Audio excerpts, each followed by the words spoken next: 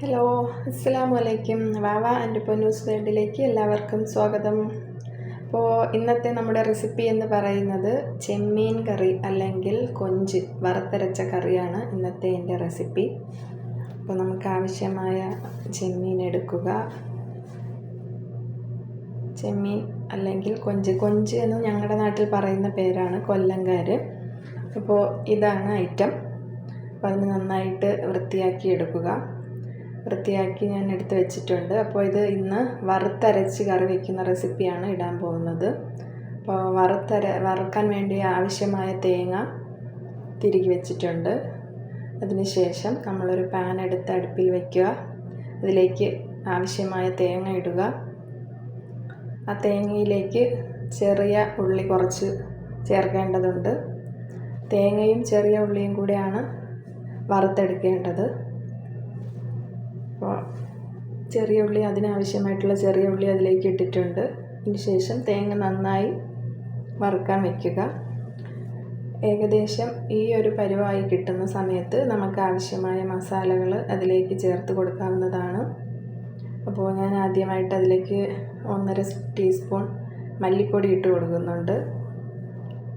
മല്ലിപ്പൊടിക്ക് ശേഷം പിന്നെ ആവശ്യത്തിന് ലേശം മഞ്ഞൾപ്പൊടി ഇട്ട് കൊടുക്കുന്നുണ്ട്. കുറച്ച് എരിവിന് വേണ്ടി കുറച്ച് കുരുമുളക് ചേർത്ത് കൊടുക്കുന്നുണ്ട്.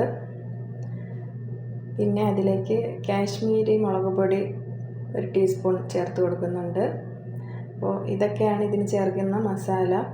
ഞാൻ കൂടുതൽ മസാലയൊന്നും ഇതിലേക്ക് ആഡ് ചെയ്യുന്നില്ല.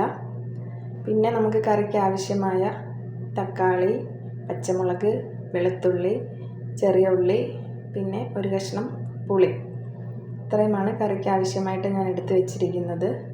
അപ്പോൾ വറുത്ത തേങ്ങയും പുളിയുമായിട്ട് നമ്മൾ മിക്സിയിൽ വെച്ച് നന്നായി അരച്ചെടുക്കുക.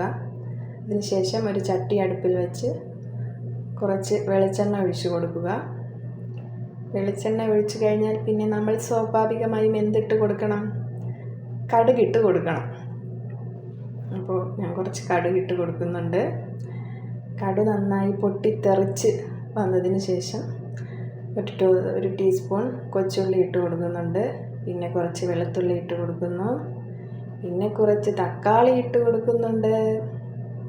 പിന്നെ കുറച്ച് പച്ചമുളക് ഇട്ട് കൊടുക്കുന്നുണ്ട്.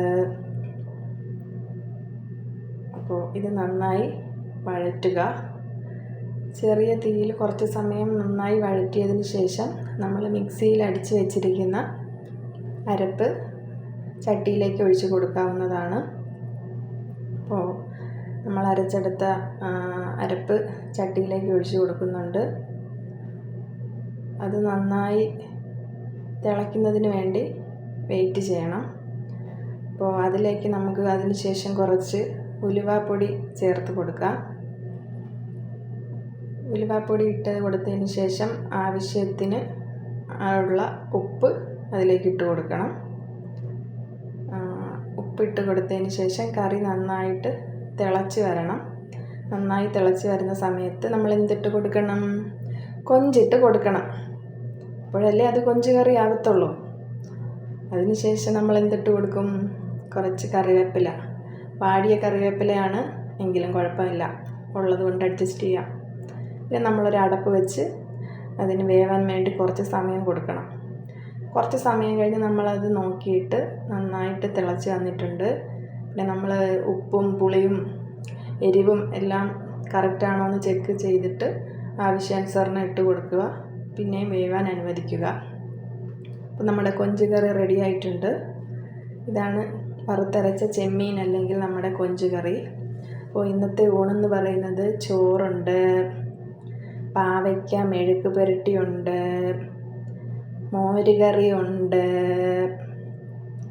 പിന്നെ നമ്മുടെ വറുത്തരച്ച് വെച്ച കൊഞ്ച് കറിയുമുണ്ട്. അപ്പോൾ എൻ്റെ വീഡിയോ ഇഷ്ടമായെങ്കിൽ എല്ലാവരും ലൈക്ക് ചെയ്യുക, കമൻറ്റ് ചെയ്യുക, സപ്പോർട്ട് ചെയ്യുക. അപ്പോൾ എല്ലാവരോടും ഒരുപാട് സ്നേഹം. Thank you.